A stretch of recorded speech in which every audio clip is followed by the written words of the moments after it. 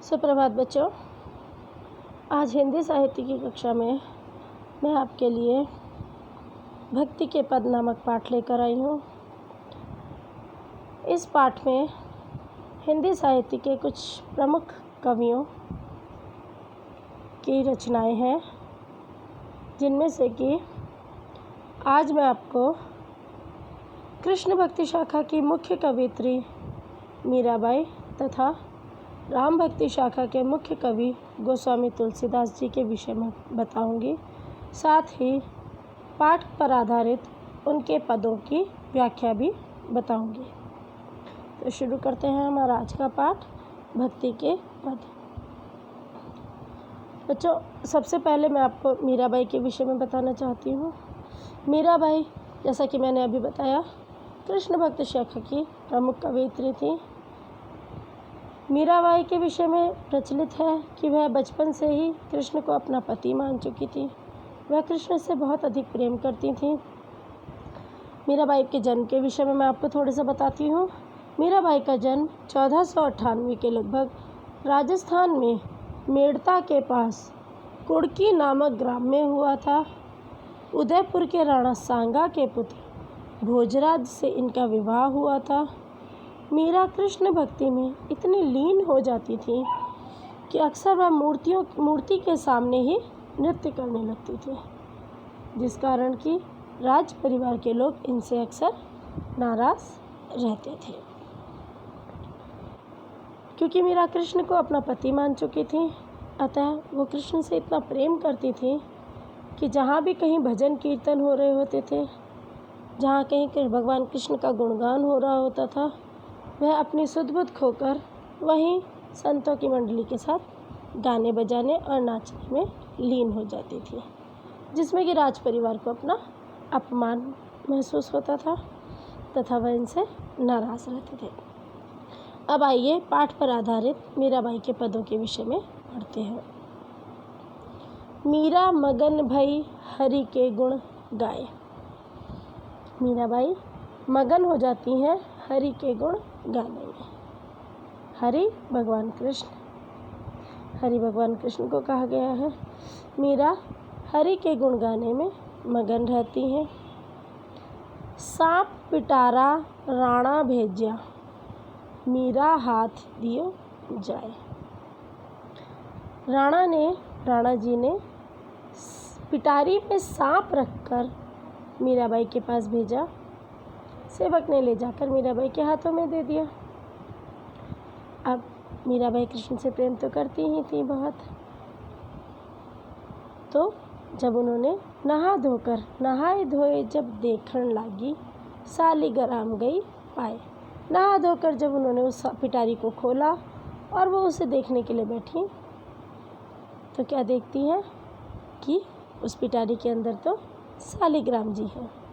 सालिग्राम भगवान कृष्ण का, भगवान विष्णु का एक प्रस्तर रूप है, पत्थर रूप है। जैसे कि शिवलिंग होता है, शिव जी का पत्थर रूप होता है जिसको हम शिवलिंग कहते हैं और उसकी पूजा करते हैं, ऐसे ही भगवान विष्णु का प्रस्तर रूप सालिग्राम के रूप में स्थापित होता है।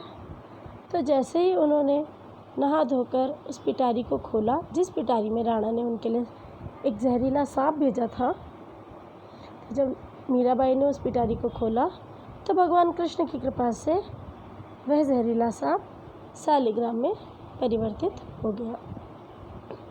जहर का प्याला राणा भेजा, अमृत दीन बनाए। अब राणा ने प्याली में भरकर जहर भेजा, क्या बनाकर? अमृत बनाकर। अर्थात उन्होंने अमृत कहकर जहर भिजवाया। उन्होंने ये कहलवाया कि ये अमृत है, ये कहकर उन्होंने जहर भिजवाया। मीराबाई ने लिया और रख दिया। नहाए धोए जब पीवण लागी, जब नहा धोकर उसे पीने लगी तो वो अमर अंचाए, वह उसे पीकर अमर हो गई।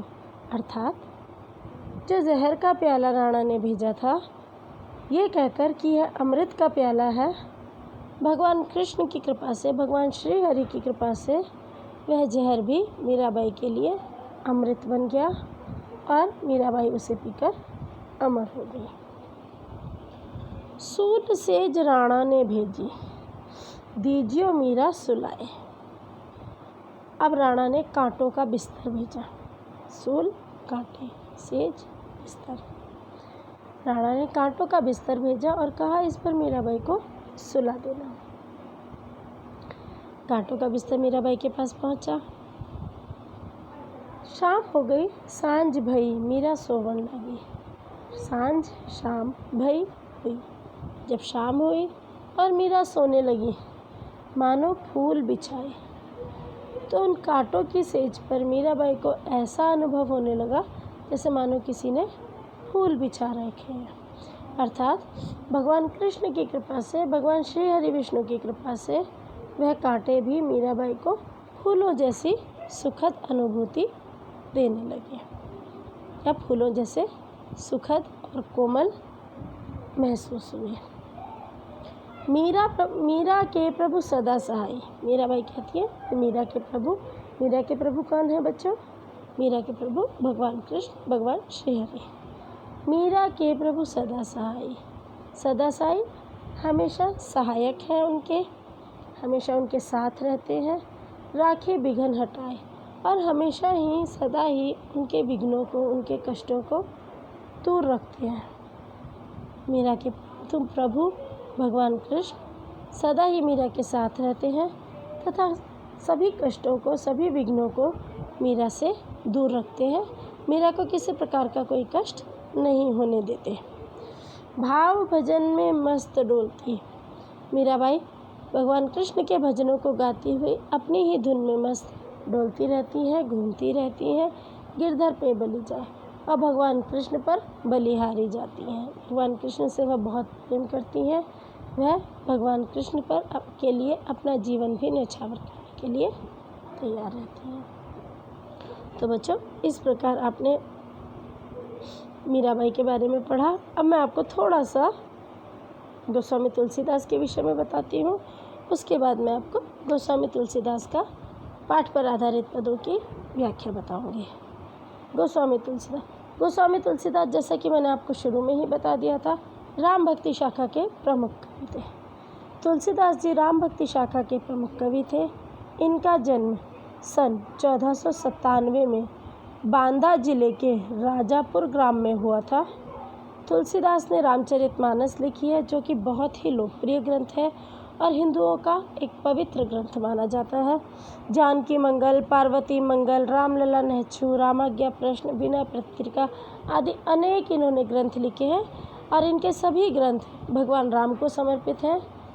रामचंद्र जी के गुणगान और रामचंद्र जी के विषय में ही है। प्रस्तुत पद जो अब हम पढ़ने जा रहे हैं, ये पद इन्होंने विनय पत्रिका से संकलित हुए हैं।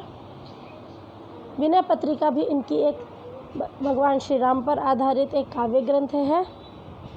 तो ये पद हमारी पाठ्य पुस्तक में विनय पत्रिका से संकलित किए गए हैं, विनय पत्रिका से लिए गए हैं। तो चलिए शुरू करते हैं। हे हरि कस न हरहु भ्रम भारी। बच्चों, आपने देखा मीराबाई ने हरि का भजन किया है। उन्होंने हरि का नाम लिया है और हरि की ही प्रार्थना की है, हरि की ही स्तुति की है। और यहाँ पर तुलसीदास जी ये भी हरि की ही स्तुति कर रहे हैं। बच्चों, हरि विष्णु के ही अवतार भगवान कृष्ण है, विष्णु के ही अवतार श्री रामचंद्र हैं। तो कृष्ण के लिए भी हरि का प्रयोग होता है और रामचंद्र जी के लिए भी हरि का प्रयोग होता है। हे हरि कस न हरहु भ्रम भारी। तुलसीदास जी कहते हैं, हे हरि, हे ईश्वर, कस न हरहु भ्रम भारी। आप मेरा कस न क्यों नहीं, हरहु भ्रम भारी, हरते हो, दूर करते हो मेरा भारी भ्रम। भारी भ्रम मतलब बहुत बड़ा भ्रम, बहुत बड़ी गलतफहमी। कौन सी गलतफहमी, कौन सा भ्रम? यद्यपि मृषा, यद्यपि ये मृषा है, मृषा मतलब असत्य है, झूठ है।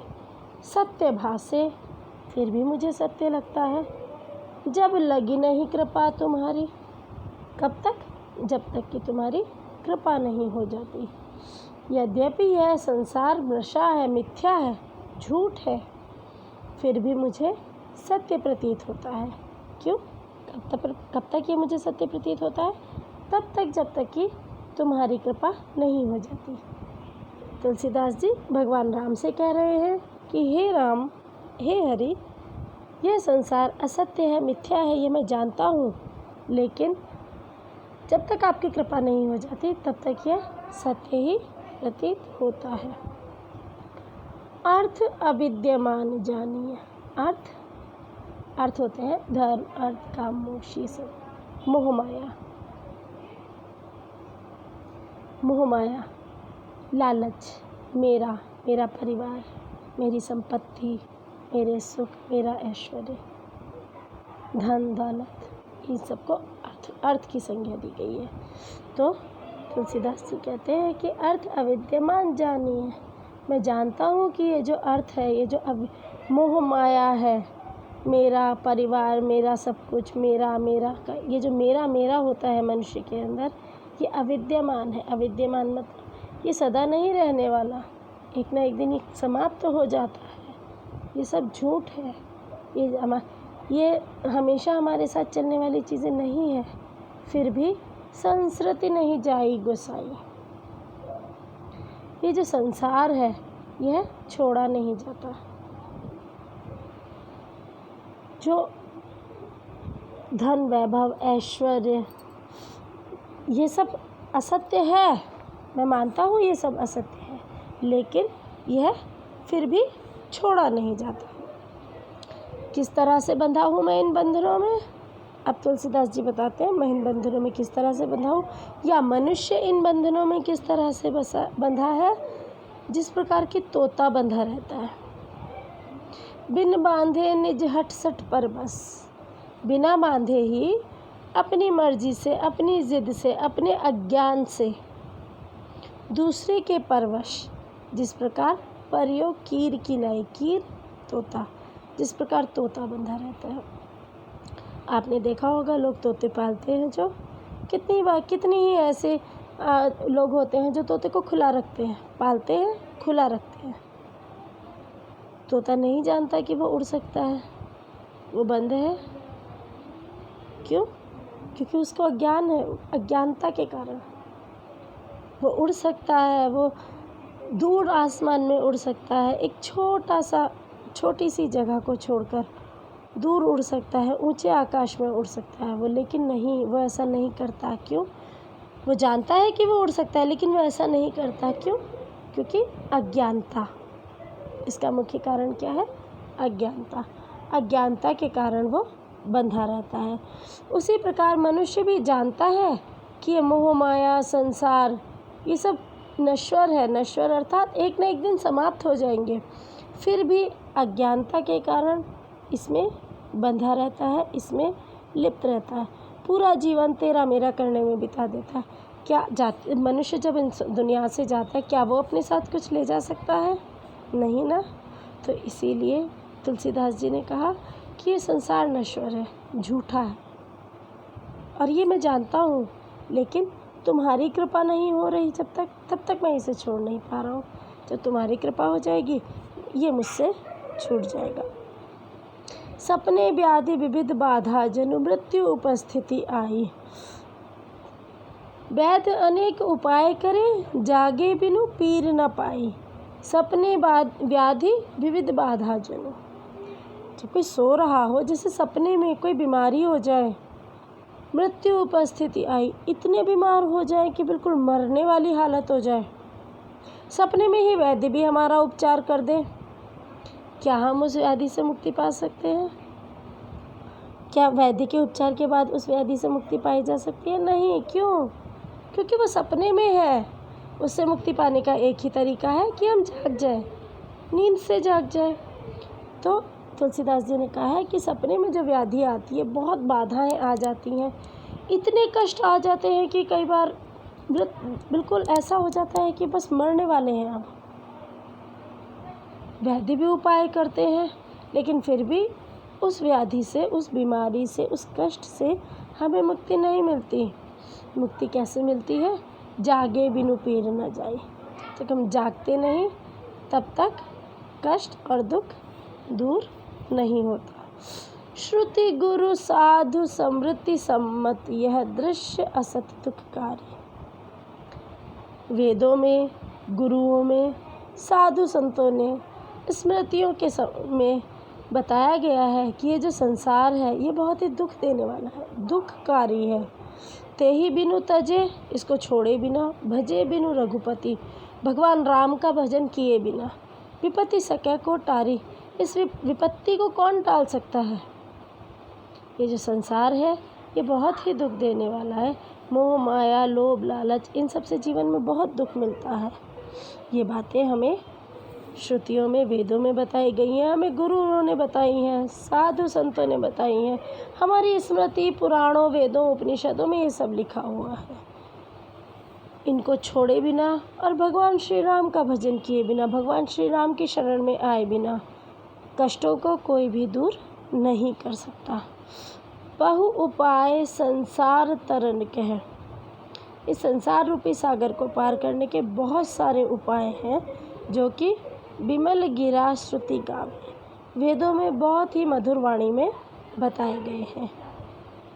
लेकिन तुलसीदास जी कहते हैं, तुलसीदास मैं मोर गए बिनु, जब तक मैं और मेरा, मोर अर्थात मेरा, मैं, जब तक मैं और मेरा नहीं जाएगा, जिए सुख कबहु न पावे, मन को कभी भी सुख नहीं मिल सकता। मैं बोलते हैं अहंकार को, मैं हूँ, जो कुछ हूँ मैं हूँ, और मेरा लालच। तो जब तक हमारे अंदर से लालच और अहंकार नहीं जाता तब तक हमारे मन को सुख नहीं मिल सकता। तो बच्चों ये थे तुलसीदास की चौपाइयाँ जिनका संकलन वीणा पत्रिका में है। तो आशा है आपको ये समझ में आई होंगी। इसके साथ ही कक्षा को समाप्त करते हैं। आप सभी का बहुत बहुत धन्यवाद।